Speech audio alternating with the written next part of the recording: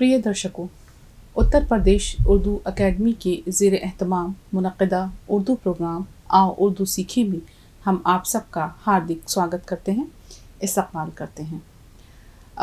जैसा कि हम सभी जानते हैं कि उत्तर प्रदेश उर्दू अकेडमी ने ये प्रोग्राम आप सबको उर्दू सिखाने के लिए ऑर्गेनाइज़ किया है।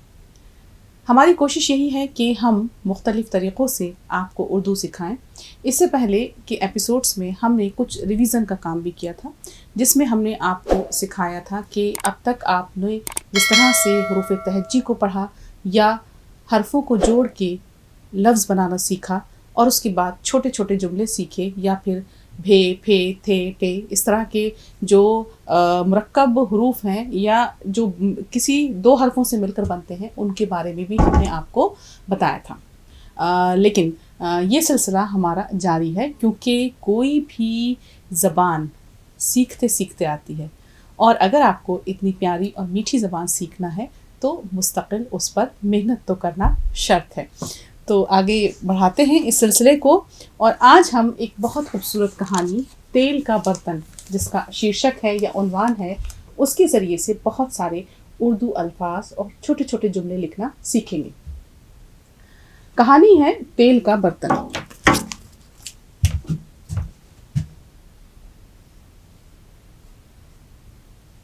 तेल का बर्तन। उर्दू में इसको इस तरह लिखेंगे, तेल, ते ये ज़बर ते, लाम साकिन, तेल का बर्तन। देखिए, ये आपको लिखना सीख लेना है। अच्छा, बर्तन में मैंने ते के ऊपर देखिए ये इस तरह से ते है, और इसके ऊपर मैंने नुक्ते जो दो लगते हैं वो इस तरह से लगाए। तो अक्सर करके दो नुक्तों की शक्ल ये होती है कि हम इस तरह से कोई भी लफ्ज़ लिखते हैं अगर, तो उसमें हम दो नुक्तों की शक्ल ये हो सकती है, यानी दो डॉट्स। तो बेर ज़बर बर, ते नून ज़बर तन, बर्तन। अच्छा, इसी तरह से मद में थोड़ा सा आप अलिफ मद ज़बर आ, आपको मद सिखाया गया होगा पहले भी, जैसे अलिफ मद ज़बर आ, इसकी शक्ल ये होती है। और अगर ये उल्टा हो जाए तो ये दो नुक्ते की पहचान है। तो ये खींचने के लिए होता है कि अलिफ की आवाज़ को अगर हमें ज़्यादा खींचना है, हम कहते हैं जैसे आम, तो अलिफ मद ज़बर आ, मीम साकिन आम। लेकिन अगर इसको हम उल्टा लिखते हैं तो ये दो नुक्ते बन जाते हैं। वो हम ये के लिए भी इस्तेमाल कर सकते हैं, वो हम ते के लिए भी इस्तेमाल कर सकते हैं, और अगर हम पे लिखते हैं तो पे में भी इस तरह हम इन दो नुक्तों का और तीसरा नुक्ता और लगा सकते हैं। तीन नुक्ते इसमें होते हैं। ये है दो नुक्तों की पहचान, और मद से किस तरह से ये फ़र्क है। अच्छा, तो खैर, हमारा उन्वान है तेल का बर्तन। अब ये कहानी शुरू होती है कि बहुत समय पहले अरब में सुल्तान हारून रशीद का शासन था। शासन, शासन किसे कहते हैं राजेश? जाग जाओ। हुकूमत।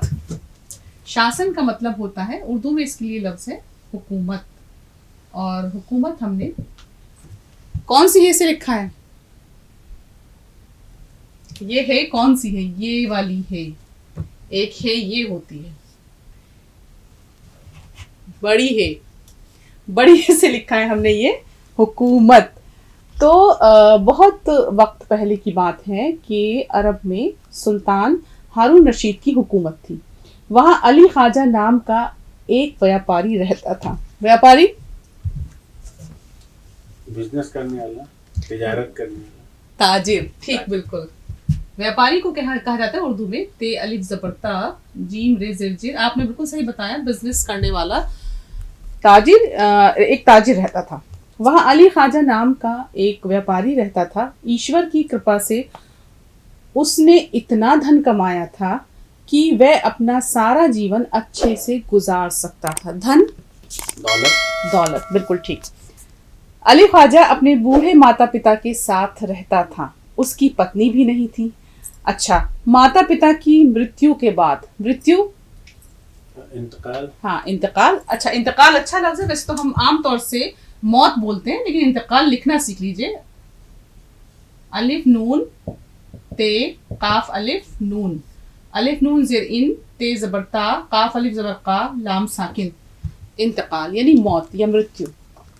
अब देखिए ताजिर का नाम क्या था? अभी तो जाग गए थे आप लोग। अली ख्वाजा। ठीक, अली ख्वाजा जो है वो बहुत दौलतमंद था और उसकी बीवी भी नहीं थी उसके साथ में, वो अपने बूढ़े माँ बाप के साथ रहता था। अली ख्वाजा अपने बूढ़े माता पिता के साथ रहता था, उसकी पत्नी भी नहीं थी। माता पिता की मृत्यु के बाद उसे अकेलापन बहुत तंग करने लगा। उसकी रातों की नींद गायब हो गई। उसने शांति की खोज में तीर्थ यात्रा पर जाने का विचार किया। तीर्थ यात्रा मतलब क्या भाई? जब हम किसी भी ऐसे सफर पे जाते हैं जहां हमें शांति मिले तो उसको क्या कहा जाता है? उसको तीर्थ यात्रा ही तो कहा जाता है। तो बहरहाल उसने अपनी शांति के लिए अपने जो भी जहां जा सकता है वो अपने मन की शांति के लिए तीर्थ यात्रा पर जाने का विचार उसके दिमाग में आया। विचार, ख्याल। गुड। अली बहुत ही मेहनती व्यक्ति था। व्यक्ति, इंसान, शख्स। ठीक। उसने 1000 अशरफियां सोने के सिक्के, बड़ी मजे की कहानी है, गौर से सुनिएगा, सवाल इसमें मुस्तकिल आएंगे। उसने 1000 अशरफियां सोने के सिक्के अपने भविष्य के लिए बचा कर रखी थी। भविष्य, फ्यूचर। हम तो अंग्रेज नहीं हैं, हिंदी में या उर्दू में बताइए। मुस्तकबिल यानी वही आने वाला जमाना यानी फ्यूचर। ठीक, मुस्तकबिल।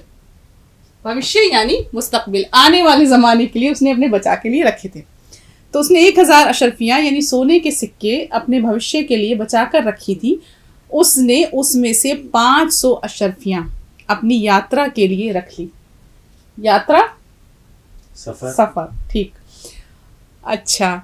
और बाकी 500 अशरफियाँ उसने सुरक्षित रखने के लिए, सुरक्षित, हिफाजत, हाँ, हिफाजत या उनको महफूज करने के लिए।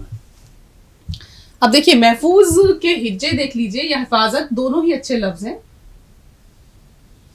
हे ज़िर हे, फे अलिफ ज़बर फा और ज़ोए ते ज़बर ज़त, हिफाजत। और इस तरह से महफूज, मीम बड़ी हे, फे वाव और ये ज़ोए, महफूज। अब उसने आधी, कितनी अशरफियाँ थी उसके पास? 500। 1000 थी, उसने 500 रख ली थी अपनी। हाँ, ठीक। 500 उसने क्या किया? सफर के लिए रख ली। और 500 को का सवाल ये था कि कहाँ रख के जाए। क्यों? क्योंकि वो अकेला था, उसके साथ कोई नहीं था। और बाकी 500 अशरफियाँ उसने सुरक्षित रखने के लिए एक मिट्टी का मर्तबान खरीदा। मर्तबान बर्तन, या जिसमें आप लोग अचार वचार रखा जाता है, देखा ही होगा, मिट्टी का। तो बर्तन खरीदा। उस मर्तबान में अशरफियाँ डालकर ऊपर से तेल भरकर उसका मुंह बंद करके अपनी मुहर लगा दी, उसको सील कर दिया। अब्दुल हसन अली ख्वाजा का प्रिय मित्र था। अब देखिए अली ख्वाजा का तलफ्फुज बोलिए। अली ख्वाजा। ठीक, अली ख्वाजा, ये ख्वाजा नहीं होगा, अली ख्वाजा यानी खे का तलफ्फुज आपका ठीक होना चाहिए। तो अब्दुल हसन अली ख्वाजा का प्रिय मित्र था। एक और कैरेक्टर आया, वो है अब्दुल हसन, और इसकी दोस्ती किससे थी? अली ख्वाजा से, जिसके पास 1000 अशरफियाँ थी और 500 के लिए उसके सामने मसला ये था कहाँ रखे। तो उसका बड़ा अच्छा दोस्त था। अली अब्दुल हसन के पास गया और बोला, मित्र, मैंने तीर्थ यात्रा पर जाने का सोचा है, जाने से पहले तुमसे मिलने आया हूँ। अरे ये तो बहुत अच्छी बात है, प्रार्थना में बहुत ताकत होती है। उसने कहा ठीक है, तुम अपने किसी भी मजहबी स्थान पर जाना चाहते हो जहाँ तुम्हें शांति मिलेगी तो तुम जाओ, और वहाँ जब तुम दुआएं करोगे, प्रार्थना करोगे, तो उससे तुम्हें बहुत शांति का मतलब सुकून मिलेगा। वो उसने कहा कि तुम्हें किसी भी चीज़ की ज़रूरत हो तो बेहिचक बताओ। अब्दुल ने कहा, उसके दोस्त ने मतलब एक अच्छा रिस्पॉन्स उसे दिया कि ठीक है, तुम अपने मजहबी सफ़र पर जाओ, और अगर तुम्हें वहाँ सुकून मिलता है और उसके बाद अगर तुम्हें कोई भी चीज़ चाहिए, कोई ज़रूरत है, तो मुझसे कहो। अली ख्वाजा ने कहा, मेरे पास ज़रूरत की सभी चीज़ें हैं। अब देखिए ज़रूरत बोलिएगा, कभी भी ज़रूरत मत बोलिएगा, ये ज़ेड है, यानी जे या ज़्वाद। आप लोग जाहिर सी बात है ज़्वाद और जे में फ़र्क कभी नहीं कर सकते, इसलिए यहाँ पर जो हर्फ है वो ज़्वाद है असल में, और ज़्वाद से ज़रूरत लिखा जाता है। देखिए ये है ज़रूरत। तो आपको जेड की आवाज निकालनी है, हिंदी में आप इसको बिंदी लगा के बोलेंगे, जरूरत। ठीक, तो उसने कहा कि नहीं, मेरे पास सभी चीजें हैं जरूरत की, जो जो चाहिए, मुझे तुम्हारी थोड़ी सी मदद चाहिए। मदद, सहायता। मेरे पास तेल से भरा एक मर्तबान है, क्या तुम उसे अपने पास रख सकते हो? मैं वापस आकर ले लूंगा। अब्दुल हसन बहुत ही कंजूस व्यक्ति था। कंजूस व्यक्ति, कंजूस के लिए बहुत अच्छा लफ्ज है बखील, यानी जो किसी को कुछ देता नहीं है। लेकिन आप कंजूस याद रख सकते हैं, दोनों जबानों में बहुत अच्छा ये लफ्ज है। तो अब्दुल हसन बहुत ही कंजूस शख्स था। व्यक्ति के मानी मैंने आपको बताया, जो इंडिविजुअल यानी शख्स, ये इस तरह से शख्स, बहुत कंजूस शख्स था। अली मन ही मन डर रहा था कि कहीं अब्दुल मर्तबान रखने के पैसे ना मांग ले। अब देखिए, दोस्ती तो थी दोनों में, लेकिन दोस्ती किस तरह की थी कि अली को दिल ही दिल में ये डर था कि कहीं ऐसा ना हो कि ये मुझसे मर्तबान रखने के लिए कहे कि भाई कुछ पैसे दे दो तभी तुम्हारा मर्तबान रखूंगा।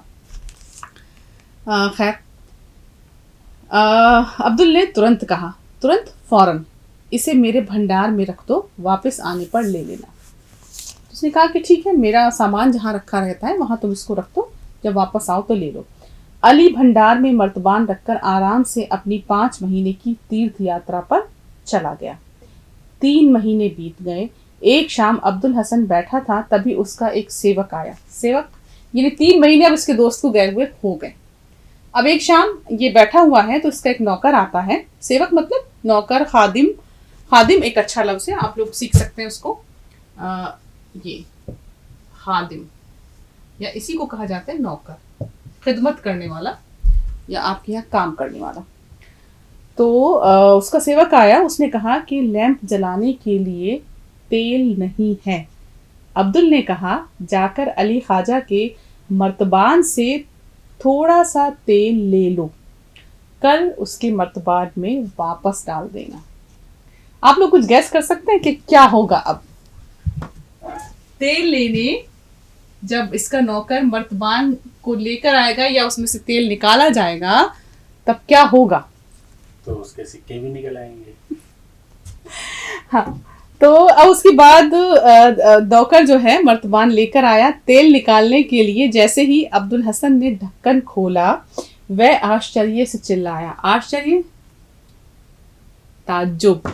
अब ताज्जुब में ऐन का इस्तेमाल सीखिए। ते ऐन देखिए इस तरह से शक्ल होती है, मैं बहुत बार बता चुकी हूँ और आपके बकिया टीचर्स ने बताया होगा। ताज्जुब, जीम के ऊपर तशदीद और पेश। देखिए, ते ऐन का शोशा इस तरह बनेगा, ये गोल नहीं बनेगा, इसका लिखने का अंदाज थोड़ा सा अलग होता है। ताज्जुब। तो उसको बड़ा ताज्जुब हुआ। नौकर तेल लेकर, मर्तबान लेकर आया। तेल निकालने के लिए जैसे ही अब्दुल हसन ने ढक्कन खोला, वह आश्चर्य से चिल्लाया, ये क्या अशरफियां? उस मूर्ख ने तेल के मर्तबान में सोने की अशरफियां रखी हैं। मूर्ख, बेवकूफ। ठीक, बिल्कुल। तो अब्दुल के मन में लालच आया, उसने सारी अशरफियां निकाल ली और मर्तबान को तेल से भरकर मुंह बंद कर दिया। तो उसके दिल दिमाग में एकदम से लालच आया और उसने अशरफियां निकाल ली और उसे बंद कर दिया और मोहर लगाकर वापस रख दिया। 5 महीने बाद अली ख्वाजा अपनी यात्रा से वापस लौटा, यानी वो सफर से वापस आया और अब्दुल हसन के पास जाकर अपना मर्तबान वापस ले आया। घर आकर जब उसने मर्तबान का ढक्कन खोला, अब देखिए ढक्कन लिखना सीख लीजिए, ये भी एक मुश्किल लफ्ज है थोड़ा सा, क्योंकि आपको ढे बनाना है। पहले 2 हरफों को मिलाकर, डाल प्लस हे, 2 चश्मी है, फिर काफ, फिर नून, और देखिए भे काफ जबर ढक, काफ नून जबर कन, ढक्कन। तो उसने ढक्कन उसने जब खोला, देखा तो उसमें कुछ था ही नहीं। तो मर्तबान को तेल से भरा पाया, पर अशरफियां गायब थी। गायब, गायब भी लिखना सीखे। देखिए, अब गैन की शक्ल अगर शुरू में है तो ऐसी रहेगी, ये तो गायब थी। और उसके बाद क्या हुआ? अब क्या होगा? तेल से भरा पाया पर अशरफियां गायब थी। वह घबरा गया, सुल्तान के पास वो पहुंचा सुल्तान के पास वह अपनी फरियाद लेकर गया और भरी आंखों से बोला, हुजूर, मैं लुट गया। मैंने अपनी बड़ी मेहनत से बुढ़ापे के लिए 500 अशरफियाँ जमा की थी। तीर्थ यात्रा पर जाते समय तेल के मर्तबान में डालकर अब्दुल हसन के पास रखी थी, पर अब वो गायब हो गई है। अब ये बादशाह के पास गया और उसने कहा, हुजूर, एक लफ्ज है हुजूर, ये सीख लीजिए। उसने कहा कि हुजूर, मेरी अशरफियाँ जो हैं वो गायब हो गई हैं। अच्छा, अब सुल्तान ने पूरी दास्तान सुनकर अब्दुल हसन को बुलाया और उससे अशरफियाँ लौटाने के लिए कहा। भाई बादशाह ने बुलाया और ये कहा कि तुम अशरफियाँ वापस कर दो। धूर्त अब्दुल मुकर गया। धूर्त, चालाक, मक्कार, बोला, हुजूर, ईश्वर की कृपा से मेरा व्यापार अच्छा चलता है, मैं चोरी क्यों करूँगा? जब मैंने मर्तबान लौटाया तब उसका ढक्कन बंद था या नहीं, मोहर थी या नहीं? अली ख्वाजा ने हाँ में सिर हिलाया, यानी जिस तरह से उसने मर्तबान दिया था उसी तरह से उसने उसको वापस किया था। अब जब उसने हाँ कर दी अली ख्वाजा ने कि भाई हाँ, बंद भी था, ढक्कन भी बंद था, और इसके अलावा ये भी मामला था कि उस पर मोहर भी लगी हुई थी, तो अब क्या हो? फिर जब ढक्कन पर मोहर लगी थी तो भीतर से अशरफियाँ कैसे चोरी हो सकती हैं? संभव है अशरफियाँ उसमें रखी ही नहीं गई हों। संभव है, मुमकिन है, बहुत अच्छा लफ्ज़ बताया, रखी ही नहीं गई हूँ, मैं भला कहाँ से अशरफियाँ दूंगा? अब देखिए, दोस्त ने जो है वो दगा दे दी और उसने कहा कि अशरफियाँ थी ही नहीं, तो मैं कहाँ से दूंगा? ढक्कन लगा है, मोहर लगी है, सील बंद है, सब कुछ है, तो कैसे? तो सुल्तान परेशान हो गया। अब बादशाह को भी नहीं समझ में आया कि भाई करें क्या। वह किसी को दोषी करार ना दे सका। दोषी, कसूरवार, बड़ा खूबसूरत लफ्ज है ये, कसूरवार। ठीक है, वो बादशाह किसी को दोषी या कसूरवार करार नहीं दे पाया, क्योंकि भाई उसने भी, अली ख्वाजा ने हाँ कर दिया कि भाई ठीक है, सब कुछ जैसे मैं देके गया था वैसे ही। तो सुल्तान परेशान हो गया। वह किसी को दोषी करार ना कर सका और निर्णय को थोड़े दिनों के लिए टाल दिया। निर्णय, फैसला। अली और अब्दुल के कारनामों की चर्चा चारों ओर होने लगी। एक दिन सुल्तान भेस बदल कर जनता का हाल जानने के लिए शहर में घूम रहा था। अच्छा, लोगों को ये केस पता चला और सब जगह चर्चा का विषय बन गया। लोगों ने बड़ी इस पे, कहते हैं ना, एक दूसरे से बातें की कि भाई देखो ऐसा हो गया। लेकिन बादशाह को अंदर अंदर ये बात बहुत खल रही थी, या उसको बहुत दुख हो रहा था कि वो इंसाफ नहीं कर पाया, तो वो इसलिए अपना भेस बदल के घूम रहा था। शहर में घूम रहा था, तभी उसने देखा कि बच्चे अली, अब्दुल और सुल्तान बनकर खेल रहे हैं। यानी इतना मशहूर हो गया ये किस्सा कि जो छोटे छोटे बच्चे थे वो किरदार बनते थे। एक बच्चा जो है वो अली बनता था, एक जो है वो अब्दुल बनता था, और इस तरह से एक बादशाह बनता था, और ये पूरा जो है ड्रामा बच्चे खेल रहे थे। तो इसने, सुल्तान ने थोड़ा रुककर उनका खेल देखा, तभी उसे एक विचार सूझा। अब उसे एक आइडिया आ गया। विचार यहाँ मानी है आइडिया के। बहल लौटकर सुल्तान ने अली, ख्वाजा और अब्दुल हसन को बुलवाया। अब ये आपसे पूछूंगी इसका एंड क्या हो सकता है, इसलिए गौर से सुनिए। उसने महल पहुंचा और भैया बुलवाया, और उसके बाद साथ ही वहां रहने वाले तेल के सौदागर को भी बुलवाया। अब उसके शहर में एक तेल का सौदागर भी था। यानी देखिए, अब ये 4 लोग हो गए, अली, ख्वाजा, अब्दुल हसन, बादशाह, और एक नया कैरेक्टर आया, सौदागर, यानी ताजिर, तिजारत करने वाला, जिसको आपने व्यापारी कहा अभी, वही। तो सुल्तान ने तेल के सौदागर से पूछा, तुम्हें तेल की कितनी पहचान है? उसने कहा, हुजूर, मैं पिछले 40 वर्षों से तेल के धंधे में हूँ। मैं अपने अनुभव, हाँ, तजुर्बा, ठीक है, मैं बता सकता हूँ अनुभव से कि किसी भी तेल को केवल सूंघ कर ही मैं बता सकता हूँ कि वह कैसा है। इसी अनुभव के कारण मैं अपने धंधे में धोखे से बचा रहता हूँ। सुल्तान ने सौदागर को मर्तबान का तेल दिखाया और कहा, ये तेल कितना पुराना है, क्या तुम बता सकते हो? उसने कहा कि मैं तुम्हें तेल दे रहा हूँ, क्योंकि देखिए वहाँ मामला ये था कि वो बाहर गया था कुछ महीनों के लिए, फिर वो लौट के आया, फिर इस बच्चे को भी काफ़ी टाइम हो गया। तो उसने कहा कि मैं ठीक है, तुम्हें एक मर्तबान दे रहा हूँ, तुम इसको सूंघ कर बताओ क्या तुम बता सकते हो? सौदागर ने मर्तबान के तेल को सूंघा और कहा, हुजूर, ये तेल अधिक से अधिक 2 महीने पुराना है। अब क्या नतीजा निकलेगा इसका बताइए? इसका मतलब उसमें से निकाल के दोबारा तेल भरा गया। हाँ, यस, यही बात है। तो सुल्तान ने कहा, उसने जब सौदागर ने या ताजिर ने जब उसने मर्तबान के तेल को सूंघा तो उसने बताया कि ये 2 महीने पुराना है, इससे ज़्यादा नहीं। सुल्तान ने कहा, ये असंभव है। उसने कहा कि ये नामुमकिन सी बात है। अली ख्वाजा 5 महीने से तीर्थ यात्रा पर गया हुआ था। इससे ये पता चलता है कि उसके पीछे से मर्तबान का तेल बदला गया है। सही आपने फैसला दिया, इसका मतलब कहानी गौर से सुनी है। अच्छा, अब्दुल हसन डर से थरथराने लगा। अब उसके दोस्त को ये समझ में आ गया कि मैंने गलत किया अपने दोस्त के साथ में। वो कांपने लगा। वह सर झुकाए खड़ा रहा। सुल्तान ने अधूरा न्याय पूरा किया। न्याय, इंसाफ, जो अधूरा इंसाफ था, क्योंकि बादशाह को कहीं ना कहीं अंदर से ये एक होता ना कि जब हम कोई काम ठीक से नहीं कर पाते हैं तो हमारे अंदर एक एहसास जुर्म जो है वो कहीं ना कहीं मौजूद रहता है, जिसको आप लोग गिल्ट कहते हैं। तो वो उसके अंदर कहीं ना कहीं एहसास था कि मैं इंसाफ नहीं कर पाया हूँ, तो उसने अपना वो अधूरा इंसाफ पूरा किया। अब्दुल हसन को उसके किए की सज़ा मिली और अली ख्वाजा को उसकी अशर्फियाँ वापस मिल गई। तो देखिए, ये एक ऐसी खूबसूरत कहानी है कि जिसमें न सिर्फ ये कि आपने बहुत सारे उर्दू अल्फाज सीख लिए, अच्छा, फिर साथ साथ आपकी वोकैबुलरी बढ़ रही है।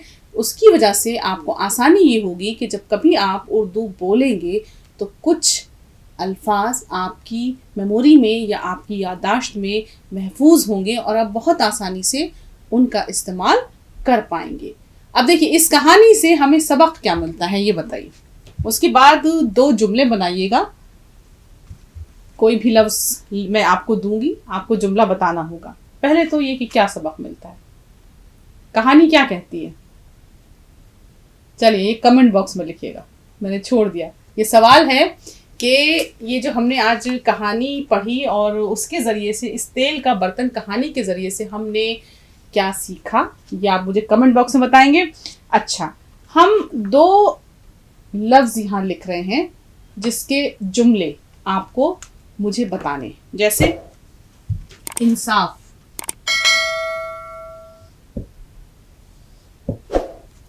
हम लिख सकते हैं, बादशाह ने इंसाफ किया। बहुत छोटा जुमला है, बादशाह ने इंसाफ किया। यहाँ क्योंकि हमें सिर्फ लिखना सीखना है तो इसलिए हमने इसका इस्तेमाल कर दिया, इंसाफ किया। इसी तरह से अगर हम कहें सज़ा, सज़ा के लिए मैं ज़बानी आपको बता सकती हूँ कि ये इसमें से आप किरदार ले सकते हैं कि अबुल हसन को उसके किए की सज़ा मिली, ये जुमला हुआ। तो इस तरह से छोटे छोटे जुमले अगर आप बोलेंगे और उनको बार बार लिख कर देखेंगे, फिर इसके अलावा जितने अल्फाज मैंने आज आपको सिखाए उनको बार बार लिख कर देखेंगे, उनकी प्रैक्टिस करेंगे, उनकी मश्क करेंगे, तो आपको बहुत आसानी से वो अल्फाज याद हो जाएंगे। और जब वो आपकी मेमोरी में से जाके आपकी मेमोरी में या आपकी याददाश्त में वो महफूज हो जाएंगे तो ये सारे अल्फाज आपके बहुत काम आएंगे। लेकिन ज़रूरत है मेहनत की, बार बार प्रैक्टिस करने की। और अगर आपको ज़बान सीखनी है तो आपको हमारे साथ ये मेहनत करनी ही पड़ेगी, तभी हम भी कामयाब होंगे, क्योंकि आपकी कामयाबी हमारी कामयाबी है। लेकिन साथ साथ ये भी याद रखिए कि नहीं खेल ए दाग यारों से कह दो, नहीं खेल ए दाग यारों से कह दो कि आती है उर्दू ज़बां आते आते। यानी आहिस्ता आहिस्ता करके आप इंशाल्लाह ये ज़बान ज़रूर सीख जाएंगे।